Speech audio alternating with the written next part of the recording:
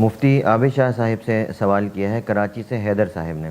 وہ کہتے ہیں کہ میں کافی سالوں سے جب بھی گناہ کرتا ہوں تو قسم کھاتا ہوں کہ اب یہ گناہ نہیں کروں گا، مگر پھر ایک دو ماہ بعد وہ گناہ سرزد ہو جاتا ہے، پھر قسم کھاتا ہوں۔ اس طرح بہت ساری قسمیں ٹوٹی ہیں جن کی صحیح تعداد بھی معلوم نہیں ہے۔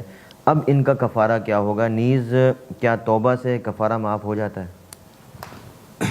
جی، یمین اور قسم کے بارے میں یہ اصول ہے، فقہاء کرام نے ذکر کیا ہے کہ تتعدد الکفارۃ بتعدد الیمین، یعنی جتنی قسمیں ہوں، قسمیں جب متعدد ہوں تو ان کا کفارہ بھی متعدد واجب ہوتا ہے۔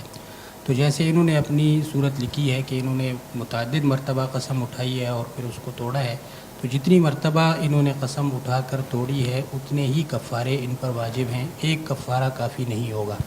تو یہ تو ان کے مسئلے کا اصل ایک جز کا جواب ہوا۔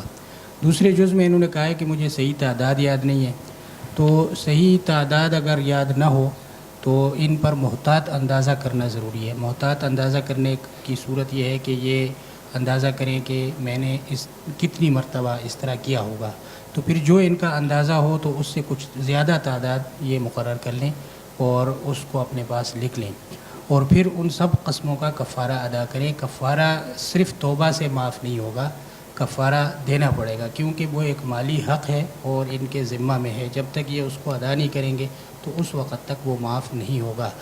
تو ادائیگی میں اگر ان کو قدرت نہیں ہے مالی کفارے کی، دونوں کفارے شریعت میں جائز ہیں۔ مال سے بھی کفارہ ادا کر سکتے ہیں، اگر مال کی قدرت نہ ہو تو پھر روزے رکھ سکتے ہیں۔ تو پہلے تو یہ مالی کفارہ کہ ہر قسم کے لیے 10 مسکینوں کو کھانا کھلائیں یا کپڑے پہنائیں۔ اگر اس کی استطاعت نہ ہو تو پھر ہر قسم کے بدلے میں 3 روزے رکھنا وہ ضروری ہے۔ تو اس طریقے سے ان پر لازم ہے کہ جتنی قسموں کا اندازہ ہو ان ہر قسم کا جس کو توڑا ہو اس کا کفارہ ادا کریں۔